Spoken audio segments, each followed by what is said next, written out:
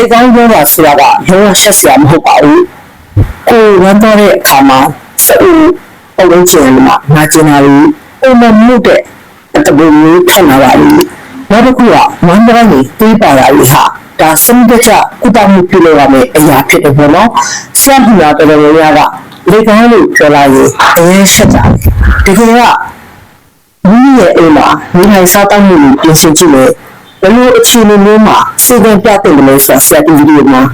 ဟောပြပေးထားပါမယ်။မန္တလေးနာကျင်တာတွေးပါတာကိုရှက်လို့ပြထားမိတဲ့အခါမှာယောဂကပိုပြီးစိုးရိမ်ရတဲ့အခြေအနေကိုရောက်ရှိသွားတတ်တယ်။လက်ကောင်းဆိုတာကရှက်စရာမဟုတ်ဘဲနဲ့ဆရာတို့ရဲ့အစာချေစနစ်ကအကူအညီတောင်းနေတဲ့အချက်ပြတ်တစ်ခုလို့မှတ်ယူထားသင့်တယ်။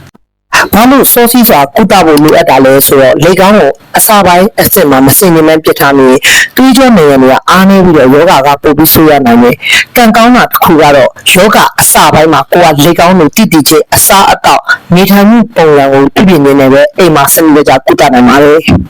လက်ကောင်းမှာကြောက်ဖြစ်ရတယ်လက်ကောင်းဆိုတာကစအိုးတစ်ဝိုက်မှာရှိတဲ့တွေးပြန်ကြောအဆူအဝေးပြင်မလိုက်တဲ့ plexus တွေမှာဖိအားများလာပြီးတော့ရောင်ရမ်းပြီးဖောက်ကြွလာတာအဓိကကတော့ဆရာတို့နာတာရှည်ဝမ်းထုတ်ခြင်းကြောင့်ဖြစ်လာတဲ့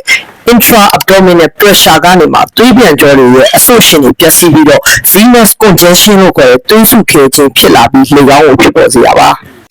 ကုသမှုထက်90%ကဆရာတို့ရဲ့စားတောက်မှုနေမှုပုံစံကိုပြောင်းလဲလိုက်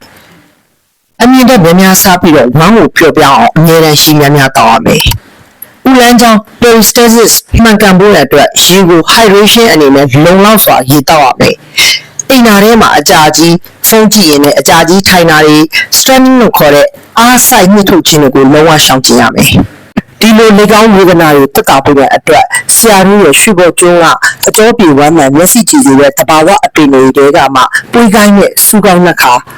ဥလန်းကြောင့်လှုပ်ရှားမှုကိုလှုပ်ဆော်ပေးပြီးဝမ်းသွားစင်မှာဖြစ်ပေါ်တဲ့ shearing force ကိုလုံးဝရှော့ချပေးပါတယ်။ဆေးပလဲနဲ့မနီဩဃကတော့အသေးမှာအစိတ်ဖြစ်စေတဲ့အရာကိုဖျက်ဆီးပေးတဲ့ detoxification ကိုမြင့်တင်ပေးလို့တွေးပြန်ကြောတွေရဲ့ဖိအားကိုအတွင်းပိုင်းကနေကျဆင်းစေပါတယ်။